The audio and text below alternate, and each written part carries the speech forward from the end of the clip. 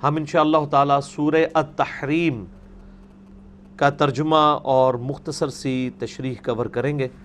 تو یہ تو بڑی چھوٹی سی صورت ہے، آلموسٹ 12 آیات کی، لیکن اس کے اندر ایک قیامت مضمر ہے، چونکہ اس کے بعد پھر ایک ایکسٹریم رویہ ہے۔ اس صورت کا پھر اینڈ جا کے ہوگا حضرت نوح اور لوط کی بیویوں کے اوپر۔ تو اللہ تعالیٰ نے بیسیکلی امہات المومنین کو بتایا کہ اس اکڑ میں نہ رہنا کہ تم اللہ کے نبی کی بیویاں ہو۔ 2 عورتیں اور بھی تھیں، ایک نوح کی بیوی اور ایک لوط کی بیوی، وہ بھی پیغمبروں کی بیویاں تھیں، لیکن انہوں نے اپنے خامدوں کے ساتھ خیانت کی۔ خیانت کا مراد یہ نہیں نعوذ باللہ کہ کوئی بے حیائی پہ مبنی کوئی ارتکاب کیا، ان پہ ایمان نہیں لے کے آئی۔ یہ تو اجماعی عقیدہ ہے کہ نبی کی بیویاں کافرہ تو رہی ہیں لیکن کردار کی بری کبھی نہیں رہی ہیں۔ ٹھیک ہے، حضرت نوح اور لوط علیہ السلام کی بیویوں کا ذکر آیا کہ وہ بھی تھی، اور پھر اللہ تعالیٰ نے فرمایا کہ ان کے خامند ان کو نفع نہیں پہنچا سکے جب انہوں نے اپنے خامندوں کے ساتھ خیانت کی۔ تو عائشہ اور حفصہ سلام اللہ علیہم السلام، اگر تم یہ سمجھتی ہو کہ رسول اللہ کی بیویاں ہو تو تم اگر ہمارے نبی کے ساتھ صحیح طریقے سے نہیں چلو گی تو کسی گھمنڈ میں نہ رہنا۔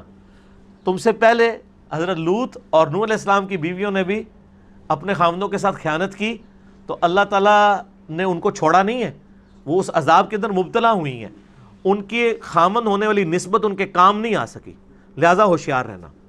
تو بالکل ٹھیک ہے، اللہ نے ان کو یعنی اس طریقے سے دھمکی لگائی۔ اچھا، لیکن جو غالی رافضی ہیں نا، انہوں نے پھر اس تصویر میں رنگ بھرنے شروع کر دیے۔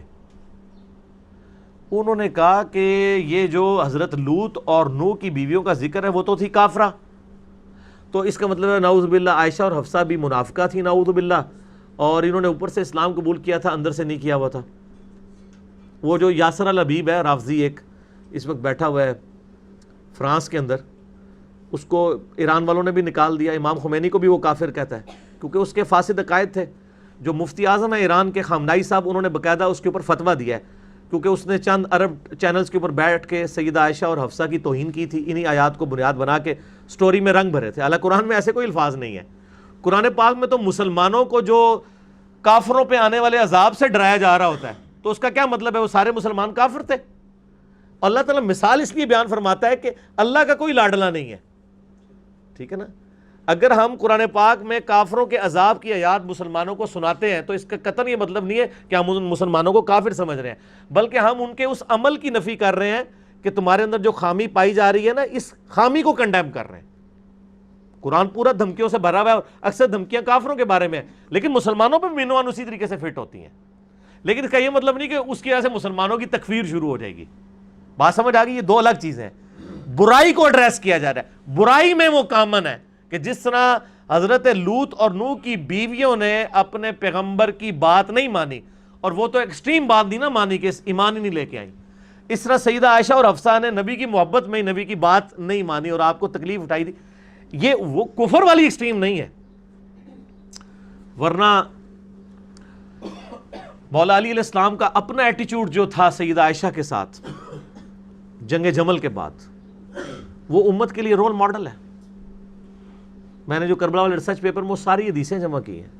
نبی علیہ السلام نے پہلے ہی بتایا تھا کہ میری ایک بیوی ہے جس پہ حوض کے کتے بھونکیں گے، سیدہ عائشہ پہ بھونکے، محمد بن ابی بکر نے ان کو سمجھایا، لیکن پھر بھی عبداللہ ابن زبیر ورغلا کے آگے لے گئے، بعد میں شکست ہوئی، حضرت علی نے معاف کر دیا، بلکہ کچھ لوگوں نے پھر کہا کہ جی یہ تو جنگ صفین کے اندر جو جنگ جمل میں لوگ آئے ہیں ان کی عورتوں کو لونڈیاں بنانا چاہیے۔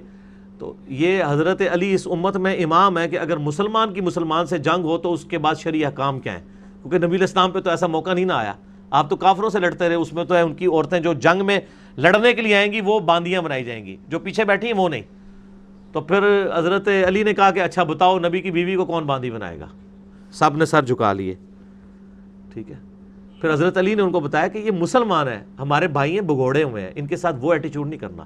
سیدہ عائشہ کو پورے احترام کے ساتھ رخصت کیا، کہا تو آج بھی ہماری ماں ہے، یہ جو کچھ تو نے کیا یہ معاملہ غلط ہے، مجھے نبی علیہ السلام نے یہ فرمایا تھا۔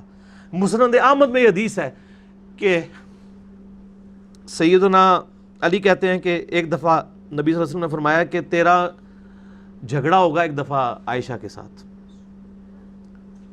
تو حضرت علی نے کہا میں بڑا ظالم ہوں گا یا رسول اللہ کہ میں آپ کی بیوی کے ساتھ جھگڑا کروں گا؟ آپ فرمایا نہیں وہ ظالم ہوگی اس وقت،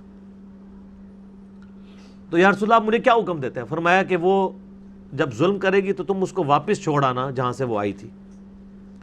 تو حضرت علی نے پورے پروٹوکول کے ساتھ ان کو واپس رخصت کیا مدینہ شریف تک، ٹھیک ہے۔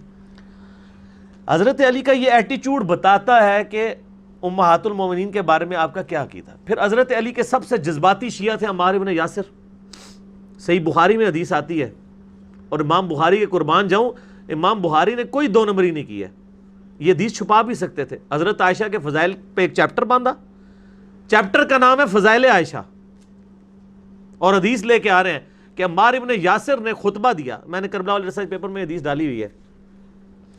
عمار ابن یاسر نے کوفے کے ممبر پہ خطبہ دیا اس حال میں کہ حسن ابن علی پہلی سیڑھی پہ بیٹھے ہوئے ہیں، اور حضرت عمار ابن یاسر حالانکہ عمر میں کتنے بڑے ہیں، حضرت عمار کی عمر تقریباً 90 سال تھی اس وقت، حسن ابن علی جو ہے وہ تو ینگ تھے۔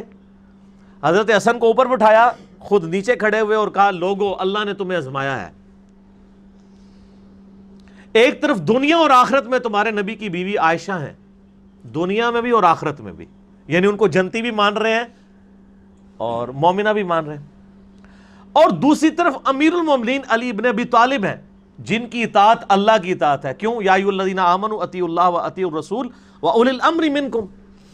اب اللہ دیکھے گا کہ تم عائشہ کی اطاعت کرتے ہو یا اللہ کی اطاعت کرتے ہو۔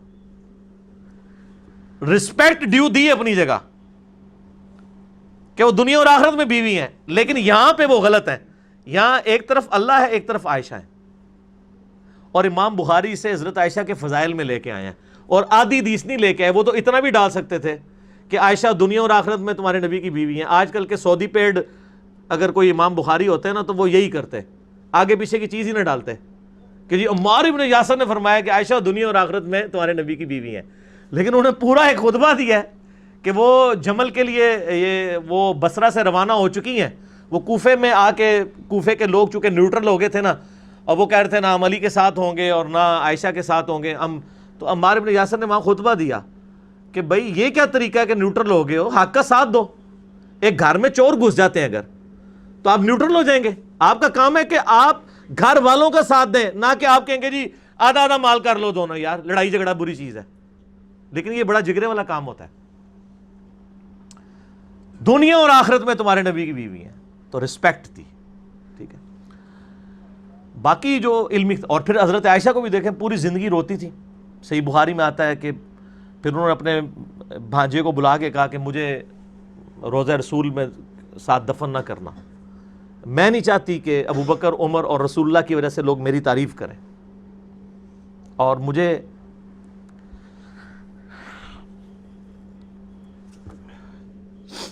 میری سوکنوں کے ساتھ بقیہ غرقت میں دفن کرنا۔ اور مصنف ابن ابی شیبہ میں، مسند احمد میں آتا ہے کہ میں نے حضور کے بعد وہ عمل کیا ہے جو مجھے نہیں کرنا چاہیے تھا۔ میں نہیں چاہتی ہوں کہ میری تعریف رسول اللہ کی وجہ سے کی جائے کہ لوگ کہیں کہ یہ نبی کے ساتھ دفن ہوئی ہے، جو کچھ میں نے نبی کی وفات کے بعد کیا ہے۔ اب میں تو قرآن میں حکم تھا کہ نبی کی بیویوں گھروں میں ٹھہری رہو، لیکن مجھ سے یہ معاملہ مس ہینڈل ہوا۔ بلکہ پھر وہ عبداللہ بن عمر سے بھی حضرت عائشہ گلہ کرتی ہیں کہ عبداللہ بن عمر تو ہی مجھے روک لیتا جب میں جا رہی تھی۔ انہوں نے کہا اماں میں نے تو بڑی کوشش کی تھی، لیکن تیرے پہ تیرا بھانجا غالب آیا ہوا تھا عبداللہ ابن زبیر۔ تو حالانکہ ان کا اپنا بھائی جو ہے محمد بن ابی بکر وہ حضرت علی کی طرف تھا، کیونکہ حضرت علی نے اس کی پرورش کی ہوئی تھی۔ ان کی جو والدہ تھی اسما بنت امیس، حضرت ابو بکر کی وفات کے بعد حضرت علی نے ان سے شادی کر لی تھی، تو ان کی پوری پرورش ہوئی تھی، اور وہ حضرت عائشہ کے خیموں میں جا کے سمجھاتے تھے، لیکن بس وہ ایک معاملہ مس ہینڈل ہوا۔ تو رسپیکٹ اپنی جگہ رہے گی، لیکن وہ جو غالی رافضی ہیں وہ ان کی بنیاد پہ سیدہ عائشہ کی تکفیر شروع کر دیتے ہیں، اور جو غالی سنی ہیں وہ اس طرح کی باتوں پہ پردہ ڈالنا چاہتے ہیں، وہ ایک دیومالائی قسم کا کریکٹر پیش کرنا چاہتے ہیں نبی علیہ السلام ان کے گھر کا کہ جیسے کچھ بھی نہیں ہوا۔ تو یہ تو قرآن کو آپ کیسے بدلیں گے، احادیث کو کیسے بدلیں گے؟ یہ چیزیں ڈسکس کرنی پڑتی ہیں۔ نبی علیہ السلام امت کے لیے رول ماڈل تھے، ان کی ذاتی زندگی بھی ڈسکس ہوگی۔